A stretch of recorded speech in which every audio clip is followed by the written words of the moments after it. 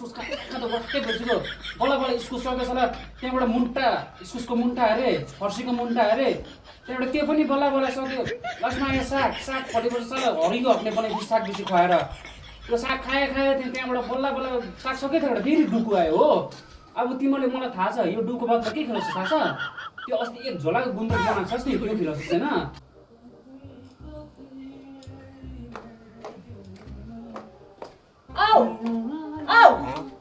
यहाँ डुको खेलाउनु डुकु चाहिँ किन फेरि अब बेलुका चाहिँ के खानु अन्त सब्जी नखानु मैले कुखुराको मासु ल्याइरहेको छु झन् त्यत्रो 200 रुपियाँको फ्रिजमा छ भोलि त्यो पाहुनालाई बोलाइरहेको छु भोलि बिहान पकाउनुपर्छ अहिले यही खानुपर्छ को पाहुना आउनु आँट्यो फेरि जो छ नि अब तल दिदीहरू छ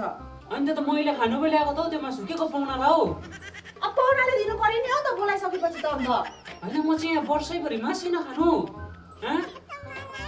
के चाहिँ भयो तिमीहरू सुँगुरको भैँसीको बङ्की बङ्सालाई हप्तै पछि ओचार्छस् म चाहिँ केही नखानु अन्त भोलि बिहान खाऊ न पाहुनासँग पाहुनासँग खानु म यो डुको खान्छु 200 रुपियाँको मासु भएन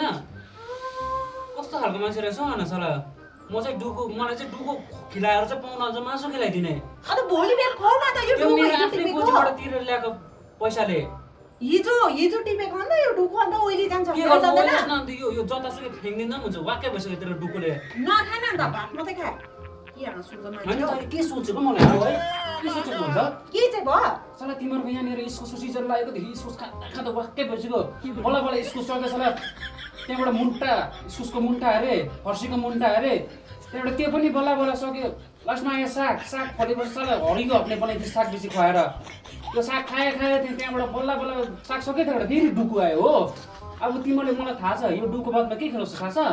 त्यो अस्ति एक झोलाको गुन्द्रुक बनाएको छस् नि त्यो खेलाउँछ छैन अन्त म चाहिँ जिन्दगीभर मासु नखानु नबोल भन्दैछ है ज्यादा छोरा पो खान्छस् के खान्छस् वाक्कै भइसक्यो यो डुकु खाएर साला तोरीको फुल फुले कस्तो भइसक्यो मेरो दिमागमा यहाँनिर पानी र भात खा केही नखा घन्टाको पानी मेरो बेसी रिस नउठाइ भन्दैछ मैले त्यो मैले खानुको लागि ल्याएको नि म पोलेर खान्छु पकाएर खा जेसुकै गरेर खा मतलब छैन मलाई अच्छा अनि तैँले के सोचेको भन्दा पहिला राम्रोसँगले भन् त के चाहिँ भयो त भोलि बिहान खाँदा भइगयो त इम्पोर्टेन्ट हो कि तेरो बुढा इम्पोर्टेन्ट हो भन् त मैं नहीं बताऊंगा बुढालाई चाहिँ त्यसो नि के इज्जत छैन सब्जी भात ओइलेको यो डुको र भात दिइहाल्ने भनेपछि अन्त डुकै त अन्त यत्रो केलाई छ यहाँ सघाउन पर्छ भन्दा मासु चाहिँ पाहुनालाई दिने भोलि दिने त अन्त